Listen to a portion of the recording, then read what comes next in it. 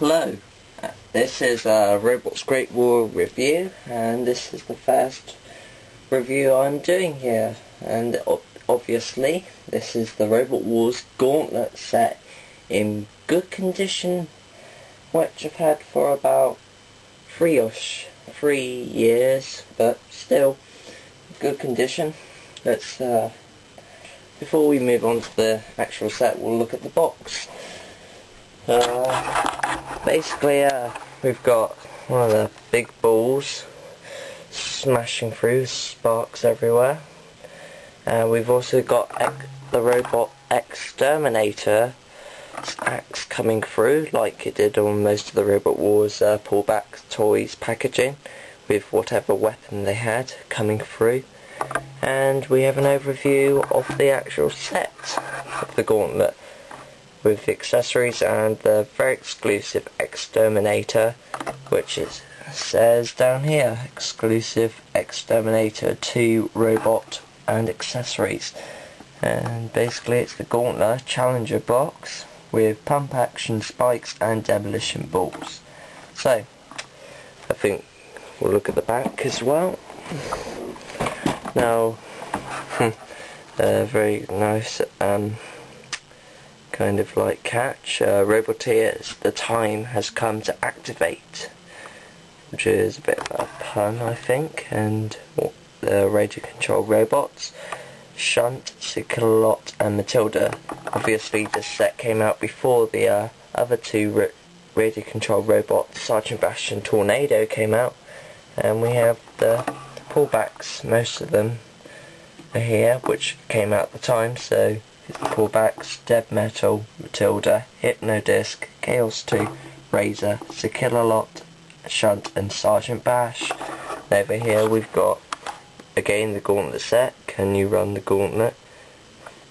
And we've got the little card with X-Terminator on, and I've not bothered to cut it out, keeping the box nice and mint.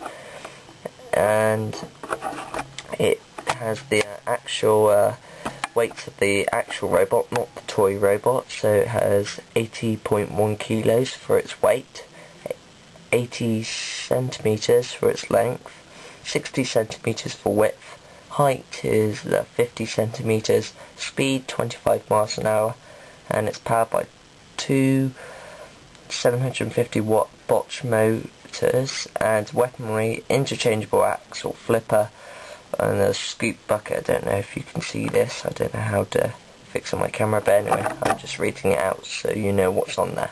But the funny thing is, on the X-Terminator robot, they did not break, there wasn't an interchangeable scoop weapon like in the series. But anyway, and there's also at the bottom here some alternatives which you can make these devastating challenges. The barrel jump, where it's just a ramp and two barrels, you hopefully knock them over. It's wall smash, ramp and the breeze block wall, so you smash through it. Cone spike blockade, so you've got to get through that spikes, well, not hitting the spikes, but dodging the spikes and hopefully knocking the cones over. Roadblock, basically some barrels and targets which you knock down. And the lethal leap, which you've got to get onto one ramp. And I think now it's time to get on the set itself. And now we move on to the Gauntlet set itself. So let's start off with the robot, X-Terminator. There's some alternative spikes and things at the top, which I haven't bothered to get out, and they're still in the Robot Wars box. And but there are self-righting spikes, as I'll show you, which do come out like so, and they can pop back in. And the axe, which is basically spring-loaded like shunts, and it can pull back, and it sometimes flicks back into place, which I find which was quite cool. And the bucket front is one of the lowest ground clearances.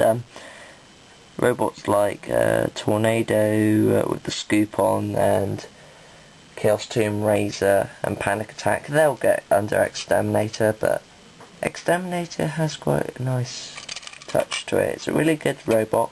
I quite like it. Quite rare as well. Now moving on to the Gauntlet set. Accessories, targets, like in the Sergeant Bash set. Some cones, like in Chaos 2, with balls which you knock over, get 5 points for each. And the barrels like in with Dead Metal. Except from there is one fault to the set, which I found was quite annoying. Like on this barrel, well, there are 5 points you can see for knocking this barrel over. Look at this one. No 5 points. It wasn't printed on here, and I found that quite annoying. And unfortunately, I bought the set something like 5 years out, maybe 5 or 6 years out of its release, but so I can't do anything about it. There's also the breeze block, like in Hypnodisc. It's a nightmare to put up without it falling over, so hopefully it doesn't fall down. And now onto the Gauntlet. There are 2 ramps here and here. They clip on. You can remove them. And the cool thing is, if you had the mini-bot arena, these ramps could be used for the side arena ramps as well. And that's what happens. The breeze block just falls over. Couldn't take it. And that was quite cool. And there are these spikes which, if you just lift up like so, and if there was enough space, they would swing about and become an obstacle. And also the very cool thing about this set are the spikes. There are 2 pressure things which you put your hand down like so, and the spikes activate, which in the series would flip a robot over, but if we put X-Terminator on, if you really give it a good whack, which I'm going to dare myself to do, here goes. It will make X-Terminator jump out a bit, but still, I'm not sure about other robots, but still. And that's virtually it about the Gauntlet.